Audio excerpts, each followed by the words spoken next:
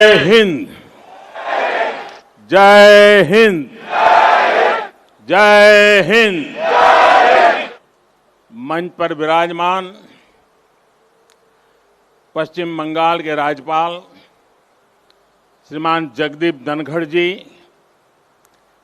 पश्चिम बंगाल की मुख्यमंत्री बहन ममता बनर्जी जी, मंत्रिमंडल में मेरे सहयोगी श्री प्रहलाद पटेल, श्री बाबुल सुप्रियो जी, नेताजी सुभाष बोस के निकट संबंधीजन, भारत का गौरव बढ़ाने वाली आजाद हिंद फौज के जांबाज सदस्य, उनके परिजन, यहां उपस्थित कला और साहित्य जगत के दिग्गज और बंगाल की इस महान धरती के मेरे भाई और बहनों, आज कोलकाता में आना मेरे लिए बहुत भावुक कर देने वाला क्षण है। बचपन से जब भी ये नाम सुना, नेताजी सुभाष चंद्र बोस, मैं किसी भी स्थिति में रहा, परिस्थिति में रहा, ये नाम कान में पड़ते ही एक नई ऊर्जा से भर गया। इतना विराट व्यक्तित्व की उनकी व्याख्या के लिए शब्द कम पड़ जाए। इतनी दूर की दृष्टि कि वहां तक देखने के लिए अनेकों जन्म लेने पड़ जाए। विकट से विकट परिस्थिति में भी इतना हौसला, इतना साहस कि दुनिया की बड़ी से बड़ी चुनौती ठहर न पाए। मैं आज नेताजी सुभाष चंद्र बोस के चरणों में अपना शीश झुकाता हूं, उन्हें नमन करता हूं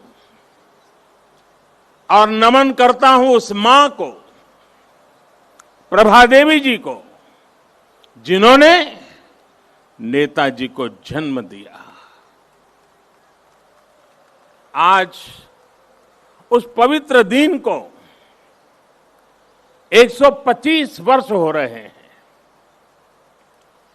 125 वर्ष पहले आज के ही दिन मां भारती की गोद में उस वीर सपूत ने जन्म लिया था, जिसने आजाद भारत के सपने को नई दिशा दी थी। आज के ही दिन गुलामी के अंधेरे में वो चेतना फूटी थी, जिसने दुनिया की सबसे बड़ी सत्ता के सामने खड़े होकर कहा था, मैं तुमसे आजादी मांगूंगा नहीं, आजादी छीन लूंगा।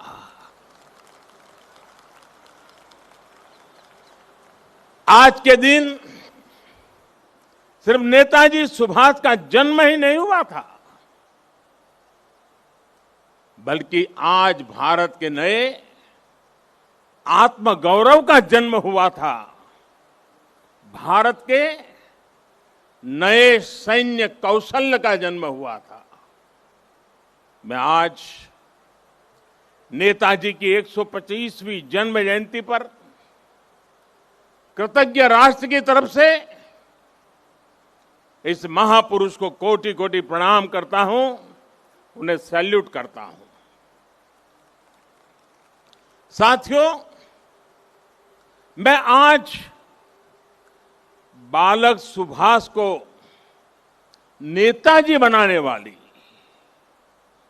उनके जीवन को तप, त्याग और तितिक्षा से घड़ने वाली बंगाल की इस पुण्य भूमि को भी आदरपूर्वक नमन करता हूं।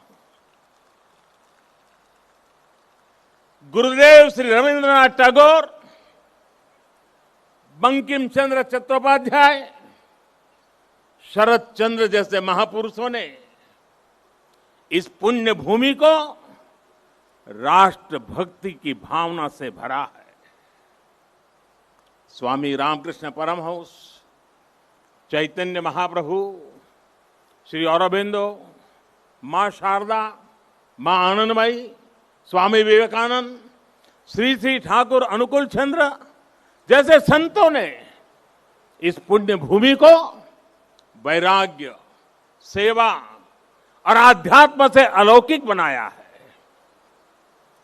ईश्वर चंद्र विद्यासागर, राजा राम मोहन राय, गुरुचंद ठाकुर, हरिश्चंद्र ठाकुर जैसे अनेक समाज सुधारक, सामाजिक सुधार के अग्रदूतों ने इस पुण्य भूमि से देश में नए सुधारों की नींव भरी है।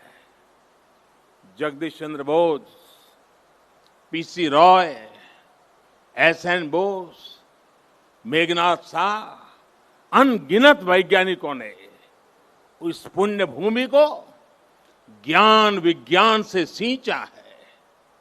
ये वही पुण्य भूमि है जिसने देश को उसका राष्ट्रगान भी दिया है और राष्ट्रगीत भी दिया है।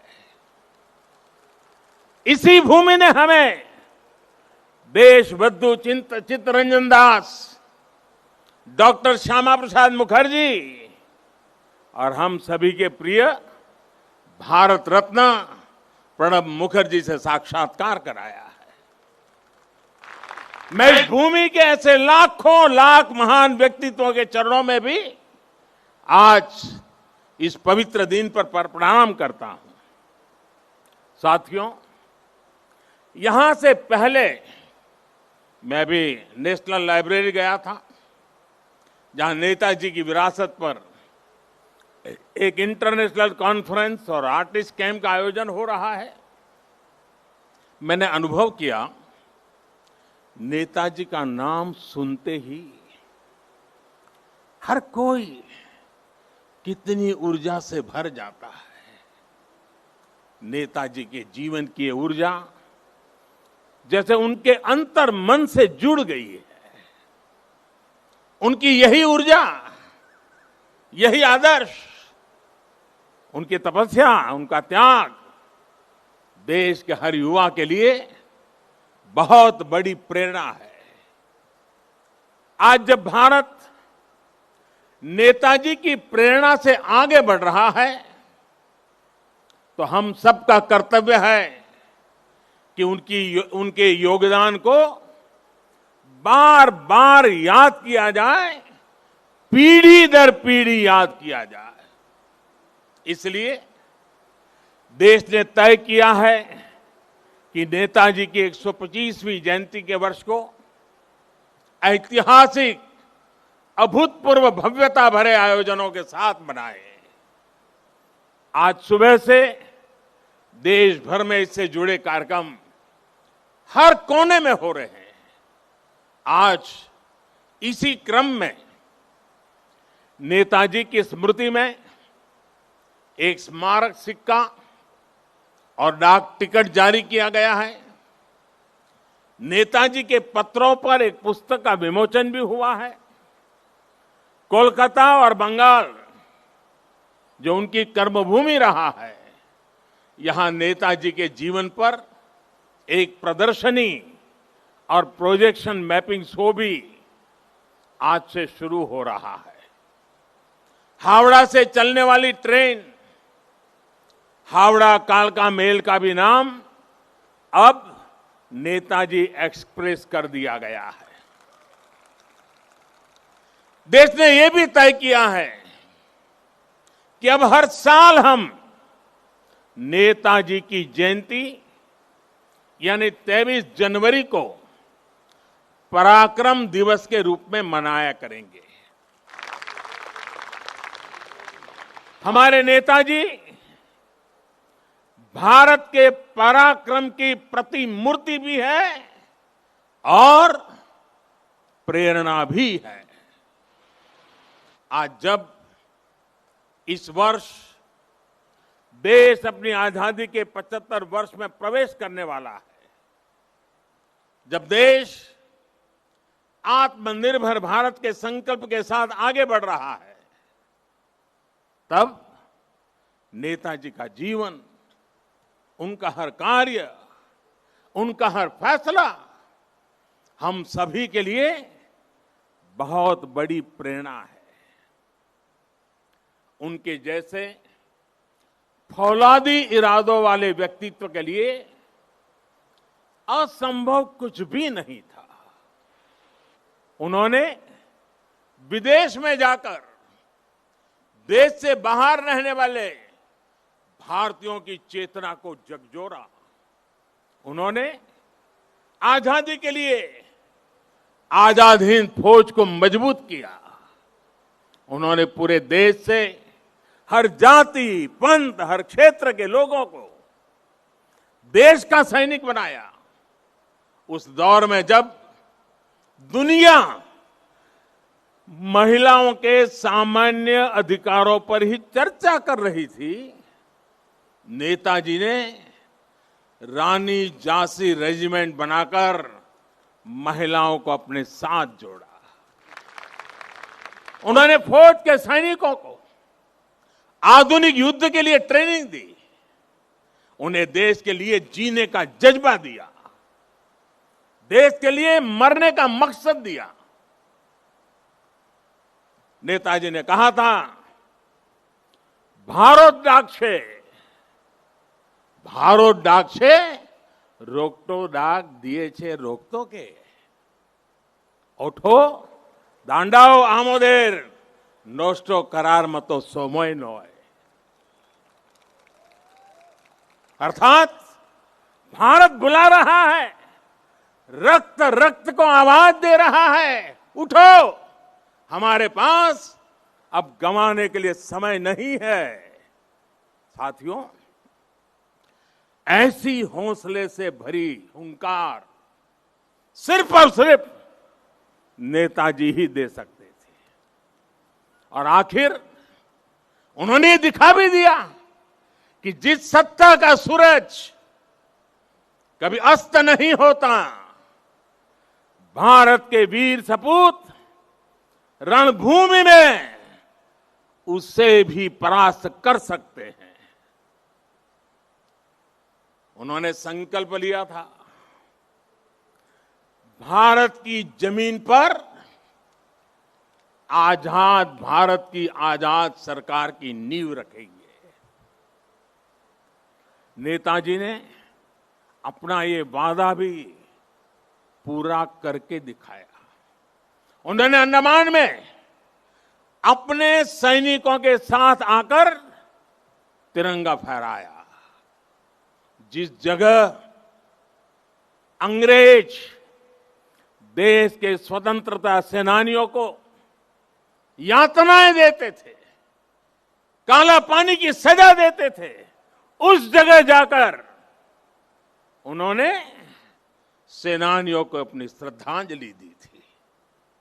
वो सरकार अखंड भारत की पहली आजाद सरकार थी। नेताजी अखंड भारत की आजाद हिंद सरकार के पहले मुखिया थे। और ये मेरा सौभाग्य है कि आजादी की उस पहली झलक को सुरक्षित रखने के लिए 2018 में हमने अंडमान के उस द्वीप का नाम नेताजी सुभाष चंद्र बोस द्वीप रखा। देश की भावना को समझते हुए नेताजी से जुड़ी फाइलें भी हमारी सरकार ने सार्वजनिक की। ये हमारी ही सरकार का सौभाग्य रहा जो 26 जनवरी की परेड के दौरान आईएनए वेटरन्स परेड में शामिल हुए थे। आज यहां इस कार्यक्रम में आजाद हिंद फौज में रहे देश के वीर बेटे और बेटी भी उपस्थित है। मैं आपको फिर से प्रणाम करता हूं और कब प्रणाम करते हुए कहीं कहूंगा कि देश सदा सर्वदा आपका कृतज्ञ रहेगा, कृतज्ञ है और हमेशा रहेगा। साथियों, 2018 में ही देश ने आजाद हिंद सरकार के 75 साल को भी उतने ही धूमधाम से मनाया था। देश ने उसी साल सुभाष चंद्र बोस आपदा प्रबंधन पुरस्कार भी शुरू किए। नेताजी ने दिल्ली दूर नहीं का नारा देकर लाल किले पर झंडा फहराने का जो सपना देखा था, उनका वो सपना देश ने लाल किले पर झंडा फहराकर पूरा किया। भाई और बहनों, जब आजाद हिंद फौज की कैप मैंने लाल किले पर झंडा फहराया था, उसे मैंने अपने सर पे लगाया था, उस वक्त मेरे मन मस्तिष्क में बहुत कुछ चल रहा था, बहुत से सवाल थे, बहुत सी बातें थी, एक अलग अनुभूति थी। मैं नेताजी के बारे में सोच रहा था, देशवासियों के बारे में सोच रहा था। वो किसके लिए जीवन भर इतना रिस्क उठाते रहे? जवाब यही है, हमारे और आपके लिए। वो कई कई दिनों तक आमरण अनशन किसके लिए करते रहे? आपके और हमारे लिए।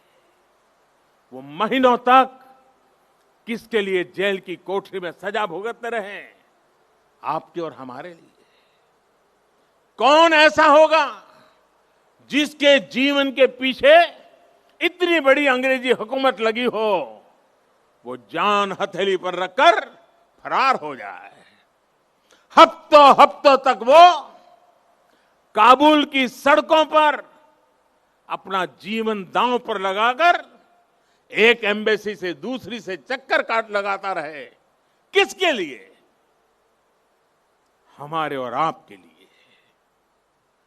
विश्व युद्ध के उस माहौल में देश के बीच पल पल बदलते देशों के बीच के रिश्ते, इसके बीच क्यों वो हर देश में जाकर भारत के लिए समर्थन मांग रहे थे, ताकि भारत आजाद हो सके, हम और आप आजाद भारत में सांस ले सके। हिंदुस्तान का एक एक व्यक्ति नेताजी सुभाष बाबू का ऋणी है। 130 करोड़ से ज्यादा भारतीयों के शरीर में बहती रक्त की एक एक बूंद नेताजी सुभाष की ऋणी है। ये ऋण हम कैसे चुकाएंगे? ये ऋण क्या हम कभी चुका भी पाएंगे? साथियों, जब नेताजी सुभाष यहां कोलकाता में अपने 38/2 एल्गिन रोड के घर में कैद थे, जब उन्होंने भारत से निकलने का इरादा कर लिया था, तो उन्होंने अपने भतीजे शिशिर को बुलाकर कहा था, अमार एकता काज कोरते पारबेगा, अमार एकता काज कोरते पारबे, क्या मेरा एक काम कर सकते हो? इसके बाद शिशिर जी ने वो किया जो भारत की आजादी की सबसे बड़ी वजहों में से एक बना। नेताजी ये देख रहे थे कि विश्व युद्ध के माहौल में अंग्रेजी हुकूमत को अगर बाहर से चोट पहुंचाई जाए तो उसे दर्द सबसे ज्यादा होगा। वो भविष्य देख रहे थे कि जैसे जैसे विश्व युद्ध बढ़ेगा, वैसे वैसे अंग्रेजों की ताकत कम पड़ती जाएगी, भारत पर उनकी पकड़ कम पड़ती जाएगी। ये था उनका विजन। इतनी दूर देख रहे थे वो। मैं कहीं पढ़ रहा था कि इसी समय उन्होंने अपनी भतीजी इला को दक्षिणेश्वर मंदिर भी भेजा था कि मां का आशीर्वाद ले आओ। वो देश से तुरंत बाहर निकलना चाहते थे। देश के बाहर जो भारत समर्थक शक्तियां हैं उन्हें एकजुट करना चाहते थे। इसलिए उन्होंने युवा शिशिर से कहा था, अमार एकटा काज कोरते पारबे, क्या मेरा एक काम कर सकते हो? साथियों, आज हर भारतीय अपने दिल पर हाथ रखे, नेताजी सुभाष बाबू को महसूस करे तो उसे फिर से ये सवाल सुनाई देगा, अमार एकटा काज कोरते पारबे, क्या मेरा एक काम कर सकते हो? ये काम, ये काज, ये लक्ष्य आज भारत को आत्मनिर्भर बनाने का है। देश का जन जन, देश का हर क्षेत्र, देश का हर व्यक्ति इससे जुड़ा है। नेताजी ने कहा था, पुरुष अर्थो एवं उपकरण निजे राय विजय बा স্বাধীনতা আনতে পারে না। আমাদের অবশ্যই সেই উদ্দেশ্য সকিত থাকতে হবে যা আমাদের সাহসিক কাজ এবং वीर तपुरना शासने उद्बुद्ध करबे। यानी हमारे पास वो उद्देश्य और शक्ति होनी चाहिए जो हमें साहस और वीरतापूर्ण तरीके से शासन करने के लिए प्रेरित करे। आज हमारे पास उद्देश्य भी है, शक्ति भी है। आत्मनिर्भर भारत का हमारा लक्ष्य, हमारी आत्मशक्ति हमारे आत्मसंकल्प से पूरा होगा। नेताजी ने कहा था, आज आमादेर केवल एक इच्छा थाका उचित, भारत इच्छुक जाते भारत बांटते पारे। यानी हमारी एक इच्छा होनी चाहिए कि हमारा भारत बच पाए, भारत आगे बढ़े।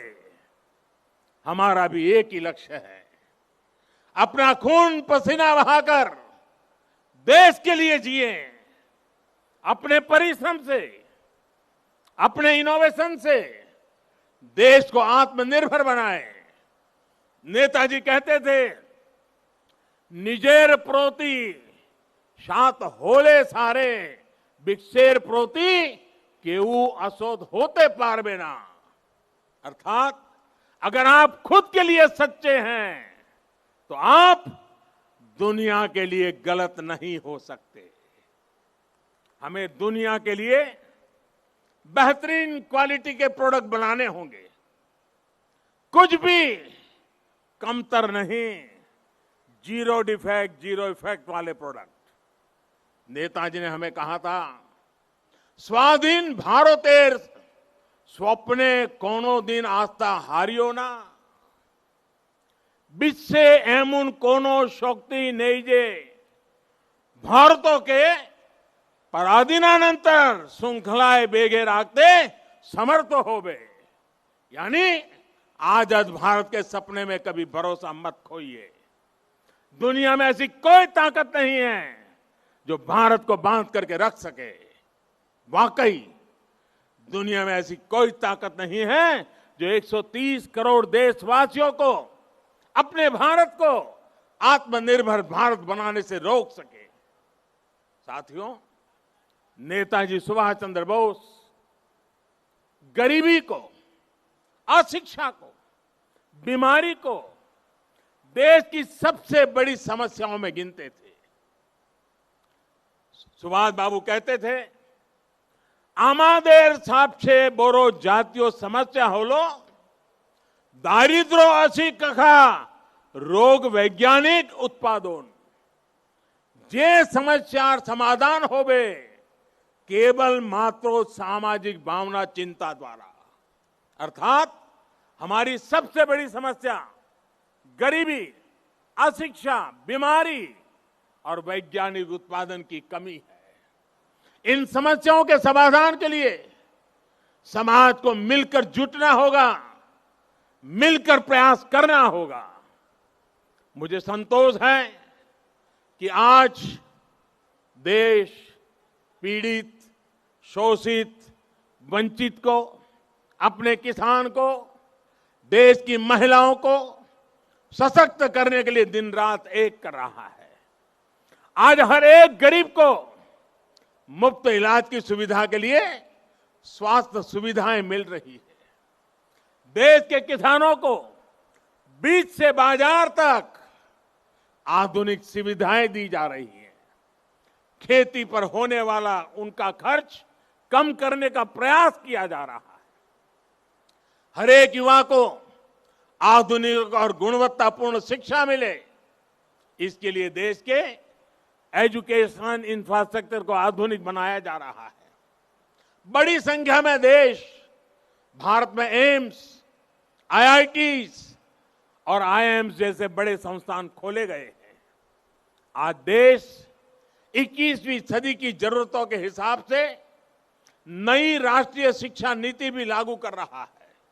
साथियों, मैं कई बार सोचता हूं कि आज देश में जो बदलाव हो रहे हैं, जो नया भारत आकार ले रहा है, उसे देख नेताजी को कितनी संतुष्टि मिलती है। उन्हें कैसा लगता जब वो दुनिया की सबसे आधुनिक टेक्नोलॉजीज में अपने देश को आत्मनिर्भर बनता देखते। उन्हें कैसा लगता जब वो पूरी दुनिया की बड़ी बड़ी कंपनियों में, शिक्षा में, मेडिकल सेक्टर में भारतीयों का डंका बजते देखते। आज राफेल जैसे आधुनिक विमान भी भारत की सेना के पास हैं और तेजस जैसे अत्याधुनिक विमान भारत खुद भी बना रहा है। जब वो देखते कि आज उनके देश की सेना इतनी ताकतवर है, उसे वैसे ही आधुनिक हथियार मिल रहे हैं जो वो चाहते थे, तो उन्हें कैसा लगता। आज अगर नेताजी ये देखते कि उनका भारत इतनी बड़ी महामारी से इतनी ताकत से लड़ा है, आज उनका भारत वैक्सीन जैसे आधुनिक वैज्ञानिक समाधान खुद तैयार कर रहा है, तो नेताजी क्या सोचते। जब वो देखते कि भारत वैक्सीन देकर दुनिया के दूसरे देशों की मदद भी कर रहा है, तो उन्हें कितना गर्व होता। नेताजी जिस स्वरूप में हमें देख रहे हैं, हमें आशीर्वाद दे रहे हैं, अपना स्नेह दे रहे हैं, जिस सशक्त भारत की उन्होंने कल्पना की थी, आज एलएसी से लेकर के एलओसी तक भारत का यही अवतार दुनिया देख रही है। जहां कहीं से भी भारत की संप्रभुता को चुनौती देने की कोशिश की गई, भारत आज मुंह तोड़ जवाब दे रहा है। साथियों, नेताजी के बारे में बोलने के लिए इतना कुछ है कि बात करते करते रातों की रातों बीत जाए। नेताजी जैसे महान व्यक्तित्वों के जीवन से हम सबको और खासकर युवाओं को बहुत कुछ सीखने को मिलता है। लेकिन एक और बात जो मुझे बहुत प्रभावित करती है, वो है अपने लक्ष्य के लिए अनवरत प्रयास। विश्व युद्ध के समय पर जब साथी देश पराजय का सामना कर चुके थे, सरेंडर कर रहे थे, तब नेताजी ने अपने सहयोगियों को जो बात कही थी, उसका भाव यही था कि दूसरे देशों ने सरेंडर किया होगा, हमने नहीं। अपने संकल्पों को सिद्धि तक ले जाने की उनकी क्षमता अद्वितीय थी। वो अपने साथ भगवत गीता रखते थे, उनसे प्रेरणा पाते थे। अगर वो किसी काम के लिए एक बार आश्वस्त हो जाते थे तो उसे पूरा करने के लिए किसी भी सीमा तक प्रयास करते थे। उन्होंने हमें ये बात सिखाई है कि अगर कोई विचार बहुत सरल नहीं है, साधारण नहीं है, अगर इसमें कठिनाइयां भी है, तो भी कुछ नया करने से डरना नहीं चाहिए। अगर आप किसी चीज में भरोसा करते हैं तो आपको उसे प्रारंभ करने का साहस दिखाना ही चाहिए। एक बार को ये लग सकता है कि आप धारा के विपरीत बह रहे हैं, लेकिन अगर आपका लक्ष्य पवित्र है तो इसमें भी हिचकना नहीं चाहिए। उन्होंने ये करके दिखाया कि आप अगर अपने दूरगामी लक्ष्यों के लिए समर्पित है तो सफलता आपको मिलनी ही मिलनी है। साथियों, नेताजी सुभाष आत्मनिर्भर भारत के सपने के साथ ही सोनार बांग्ला की भी सबसे बड़ी प्रेरणा है। जो भूमिका नेताजी ने देश की आजादी में निभाई थी, आज वही भूमिका पश्चिम बंगाल को आत्मनिर्भर भारत अभियान में निभानी है। आत्मनिर्भर भारत अभियान का नेतृत्व आत्मनिर्भर बंगाल और सोनार बांग्ला को भी करना है। बंगाल आगे आए, अपने गौरव को और बढ़ाए, देश के गौरव को और बढ़ाए। नेताजी की तरह ही हमें भी अपने संकल्पों की प्राप्ति तक अब रुकना नहीं है। आप सभी अपने प्रयासों में, संकल्पों में सफल हो, इन्हीं शुभकामनाओं के साथ आज के इस पवित्र दिवस पर, इस पवित्र धरती पर आकर के आप सबके आशीर्वाद लेकर के नेताजी के सपनों को पूरा करने का हम संकल्प करके आगे बढ़े। इसी एक भावना के साथ मैं आप सबका बहुत बहुत धन्यवाद करता हूं। जय हिंद, जय हिंद, जय हिंद। बहुत बहुत धन्यवाद। धन्यवाद।